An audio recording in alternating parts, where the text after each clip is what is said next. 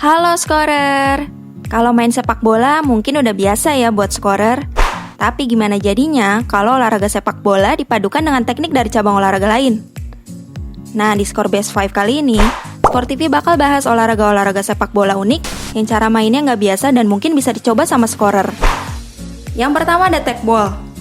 Tekbol adalah cabang olahraga baru yang memadukan sepak bola, sepak takraw, dan tenis meja. Kalau dilihat, permainan tekbol ini nggak beda jauh dengan sepak takraw ya scorer, di mana bola disundul dan ditendang tetapi tidak boleh sampai menyentuh lantai. Yang membedakannya adalah bola harus dipantulkan ke papan atau meja permainan yang diletakkan di tengah. Selain itu, tekbol termasuk kategori olahraga yang aman karena tidak adanya kontak fisik dengan lawan. Tekbol ini sebenarnya sudah cukup populer di Eropa. Bahkan Piala Dunia Tekbol pertama sudah pernah diadakan pada tahun 2017 di Hungaria.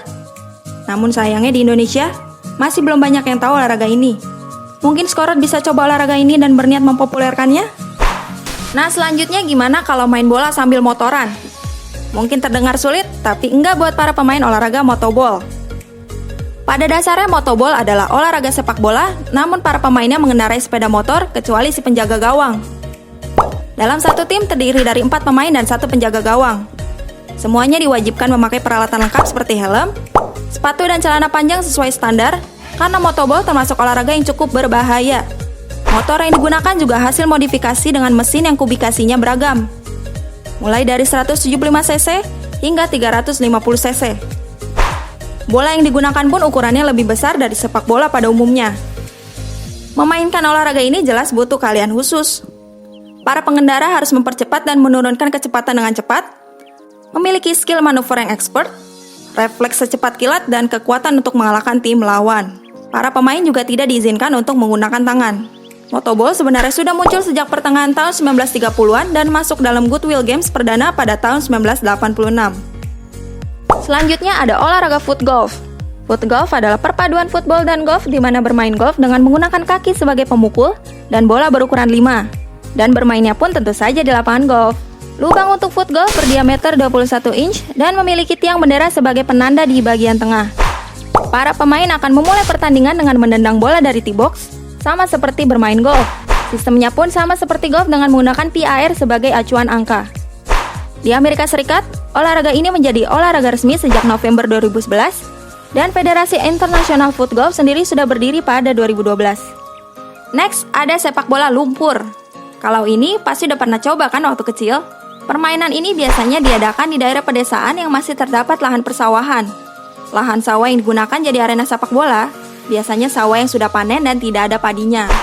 Sepak bola lumpur cocok dimainkan saat musim hujan untuk sekadar ajang hiburan dan melepas lelah. Sering juga sepak bola lumpur dimainkan saat memperingati event-event tertentu.